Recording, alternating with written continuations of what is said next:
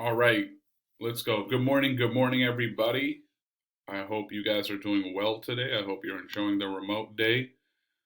Maybe you got to sleep in a little bit. All right, let's move this over here. Okay, so actually, I can leave it over here. So here's the deal. I'm gonna go over a few problems today. Imagine like I'm doing these problems with you in class, and then these are the problems that you'll do for, we can say either classwork or homework today. Okay, whatever you want to call it. But I'm gonna start. I'm gonna start on slide 10, and I will go through slide 13 most likely. Okay. So I think that's problems 7, 8, 9, 10. Okay, if you're counting that way. So let's start here. I wish I could make this a little bit bigger for you, but unfortunately I can't. But a linear equation is graphed below, and then one of the solutions to the linear equation is x10. Okay, given x10, what would the value of the x coordinate be? So we're given a y value, but we do not know the x value. Okay, and remember, this is usually always written as like this, right? Whenever we write coordinate points, it's always x first and then y second. Okay, so at least we do know something. We do know that y is 10, and what we're looking for is the value of the x coordinate if y is 10. Now, hey, can I just look at the y value? Let's see, that's 10. And then figure out, oh, wait, it's actually would be somewhere over there, right? So which means that it's actually not on the graph that I have. So I got to do something else to figure this out. Now, there's a few different ways to do it. The way I'm going to show you is that we're going to use our slope-intercept formula, and we're going to plug in what we do know. Okay, so y equals mx plus b. Okay, now we don't know what x is. Okay, do we know what y is? Yep, y is 10. Okay, so I'm going to go ahead and substitute the values that I know. Notice how a lot of math is figuring out what we know and what we don't know, and then using what we do know to figure out the stuff that we don't know, right? I know you've heard me say that a million times by now, but do we know what the slope is? Well, let's see. I know for a fact that I can calculate slope by just using rise over run between 2 points on the graph, right? So what I'll do is I'll use my y-intercept, okay, which is right here, 4, and I'll see if I can find, another point that intersects, right? Or that is on this graph, line, sorry. So I see this one right here. I see that guy right here. So yeah, I can use any of these points. Let's use this one. I'm going to calculate my rise over my run now, right? And that's how I'm going to get my slope, okay? So let's see. The rise is 1. The run is 1, 2. So I got a rise of 1 and a run of 2. And is this graph positive? When I say graph, I'm talking about the line. I'm sorry. Is the line positive or negative? Well, you see that it starts out over here and it ends up over here, so it's actually going downwards as we cross the y-axis. So therefore, it's negative. Okay, so my slope is m equals negative 1/2. Okay, so negative 1/2 is my slope. So now I can go ahead and plug that in for m. Do I know what x is? That's what I'm trying to figure out. No idea what x is. Okay, b is our y-intercept, and if you remember from earlier, we actually, I had already mentioned this. The y-intercept is 4. That is where this line crosses the y-intercept. Okay, so let's go with a positive 4. And now we have an equation. 10 equals negative 1/2 x plus 4. All we need to do is just solve for x. Okay, so the first thing I'm going to do is I'm going to go ahead and get rid of negative 4 from both sides. Remember, I'm solving for x, right? So on this side, I have 6 equals negative 1/2 x. 4 minus 4 is 0, so that cancels out. And now I got 6 equals negative 1/2 x. Okay? So, let's see, what do I do here? I have negative 1/2 times x, so I got to solve for x. I got to do the inverse of that. Let's go ahead and divide both sides by negative 1/2. So I'm left with, so 6 divided by negative 1/2. If you want, you can go ahead and plug it into your calculators. It's going to give us negative 12. So that is the value of the x coordinate, negative 12. So that would be maybe if this is, let me erase this. If that's 10 right there, I'm assuming 12 is going to be somewhere around here. So, it's going to connect somewhere up there. Okay? So now use this way to solve, the one in your homework. Okay, let's go to the next one. Now this one is rather simple, but it can be confusing if you're not sure of what they're asking for, okay? So what we're looking for is the solution to f of x equals g of x, okay? Now, this line right here is F, and this line right here is G. Okay? Now, what I'm looking for is the X value. Okay, this is where a lot of us made the mistake on the interim. I'm looking for the X value of this. Okay, the X value of the solution, not the Y and the X or the coordinate points. Nope, just the X value. The way we find a solution is wherever these two lines intersect, which would be, let's give you a different color for this one, which would be right there. Right? Notice, the lines intersect right there, guys. You see it. Put a little dot there for you, right? So now what I'm looking for is the X value of that. What is the X value of where these lines intersect? If you said 6, you'd be spot on. Okay? So the answer is 6. And what a lot of us did was some of us wrote -4, and then some of us wrote 6, -4. Nope, nope. We were not looking for the coordinate points, just the X value. Okay? That one was pretty simple. It's just 6. And remember, the important thing for you to remember is that we're not looking for the y-intercept. So don't put 2, don't put -4. Nope, nope. All we need is just that X value. Okay? Let's go to the next one.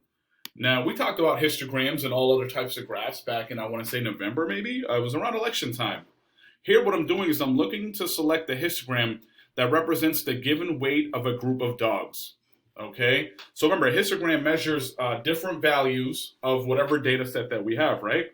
So I'll just go over it real quick. Now, let's look at how many numbers we have in the 20s. I got 1 in the 20, and that's it. Let's see about 50s. I got 2 in the 50s. Actually, I'm sorry, I got 2 in the 20s, matter of fact. Look at that, made a mistake. So let's just use that for right now. When you look at this first graph, right? Let's get rid of my face here. You can see all of them.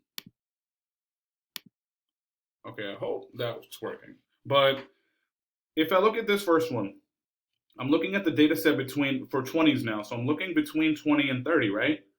It's telling me that there's only one dog weight that's between 20 and 30. So I know this is not correct. Let's look at the next one. Still looking for 20 and 30. Oh, this tells me 2. So this one could be a possibility. Okay, maybe. Let's look at C. Between 20 and 30, 1, no. D, 20 and 30, 1, no. All right, look, I haven't done all the work, guys, and I've already figured out that it has to be B. But I'm just going to go ahead and make sure, okay? Let's look at some values between 80 and 90 and make sure that it is indeed 2. Let's see. Between 80 and 90, I got 83, and I got 86. That's 2 values. So therefore, my answer has to be B. Okay, let's go to the next one. Now, this, I think, is going to be the last one that I'm going to do right here, right now. Okay, so,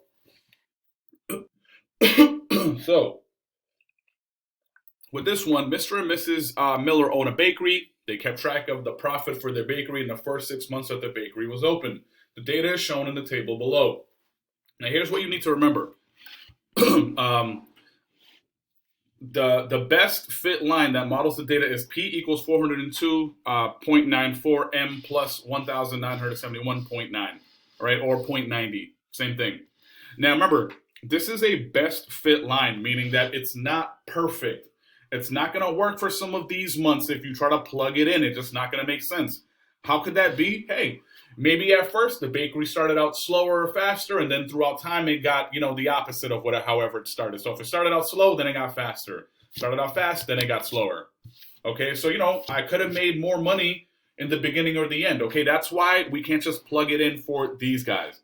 Okay, but we do know that when we talk about the 12th month, okay, let me actually read that second one. How much profit can the Millers expect to make from the bakery in their 12th month of operation, okay? So we do know that for the 12th month that this is going to work because this equation that was given to us is the best fit line for the entire data set.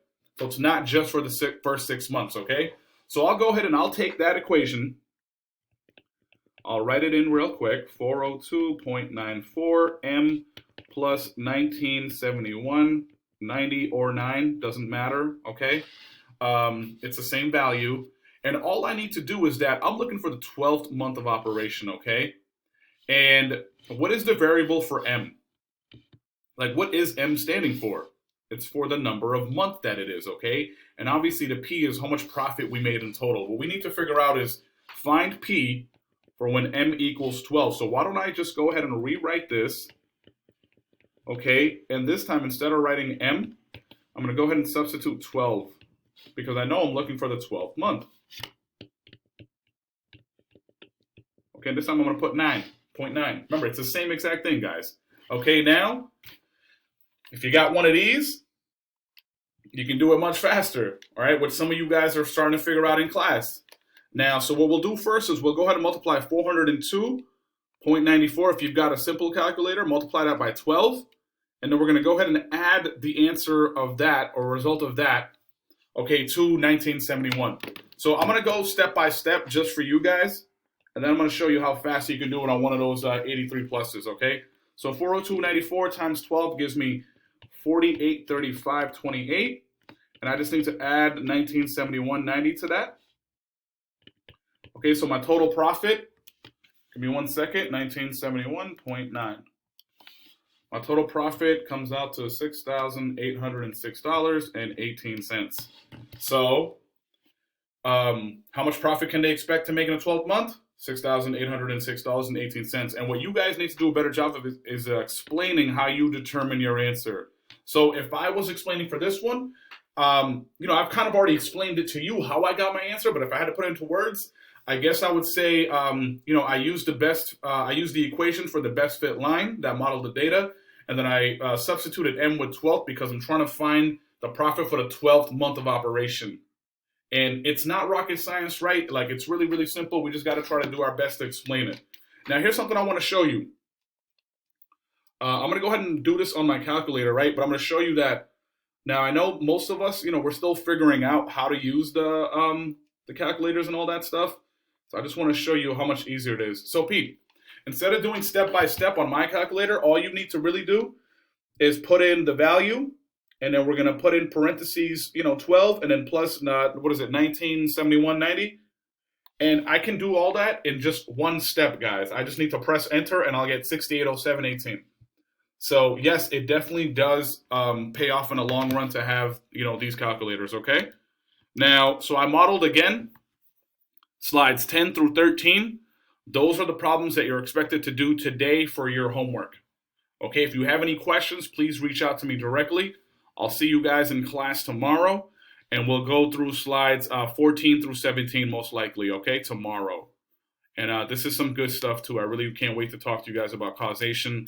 And then, we should honestly know this stuff right here. But if you have any questions, again, reach out directly. Have a great rest of your day. I'll see you guys tomorrow. Bye.